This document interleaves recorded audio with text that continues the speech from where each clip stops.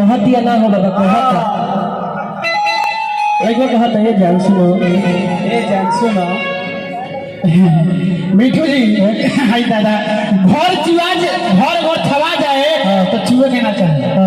घर छवा जाए तो चूहे के ना चाहिए अब बिना पूछल केकरो सामान साड़ी छुए के ना चाहिए आ तहार मेहरारू के कोनो निमन चाहे खराब हो सका हो दूसरा के मेहरारू के छुए के ना चाहिए तब तू का हो के जगह तो तोर में रहो हम कोने के मेहरारू हो हमारा केकरो मेहरारू नहीं हम कोने भाई मेहरारू है केकरो मेहरारू अभी होइले नहीं थी अच्छा भाई एकरा के घर बा दुआर बा अच्छा एकरा लगे घर बा दुआर पे को कार बा कार के हम निहार बा लागत कि लड़की 26 साल से कुंवार बा जाए हो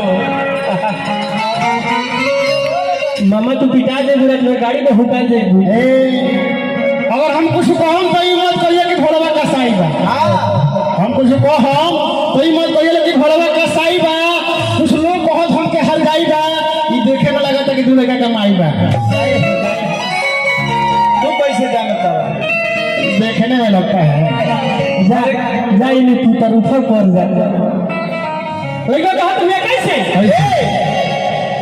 हरी की तो हर चहली जबहनी देखी के छाती हम अब फाटा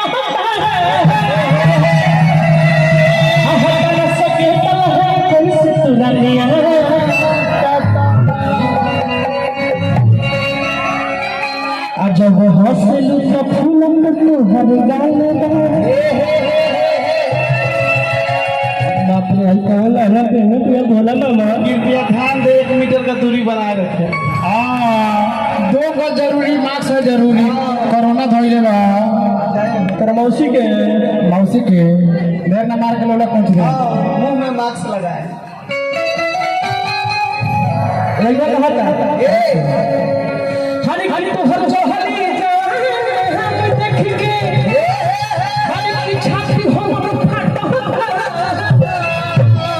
हदन सके तल है कैसे पूरा मेरा बाप रे बाप कि दुख बाटे दोरा हर बड़ा गोरमी सरसालो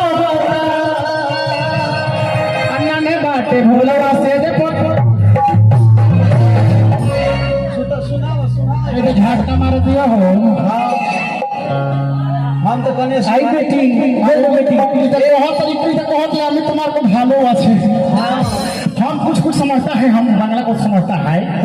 लेकिन बोले यह बोल दिए हम उसमें के नहीं है हां तो हटो से बेटी इसमें हम नहीं है वो बेटी बाद में होगा अभी नहीं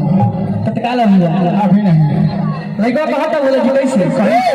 बोला जी कोई बात नहीं वाह वाह वाह बाबा हो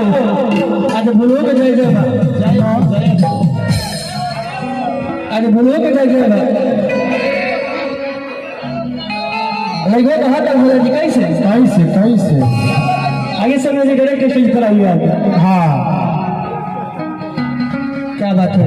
कहाँ जा रहे हैं बोल दिए हैं भैया थोड़ा हमारे प्यारी संजय ऐसा करिए तेरी ताली ठोक दिया मैं तेरी समय से ताली ठोक दिया हमने तो प्रोग्राम में मजा आई कैसे लड़का कहा तो बोला जी कैसे हर की तो जो हली जब हनी देखी के छाती हम तो फटा होता है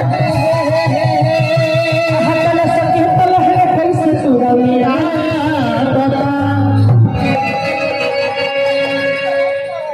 बोला मामू मामू में ले गया क्या अरे अब ना कुछ कहा बाबू भी जेता कोड़े को कौन ले बाद में तरह से बतिया है वो क्या होई भल कोनी हो मामी में आधा हो तो बाप भल कोनी हो कि घर छवा जाए तो चूहे के ना चाहिए घर छवा जाए तो चूहे के ना चाहिए आ बिना पूछल के करो सामान छुए के ना चाहिए आ भले मेहरारू तोर के कोनो खराब हो सका हो दूसरा के मेहरारू के बिना पूछले छुए के ना चाहिए जीव मने छुरा बोला लड़का कहा था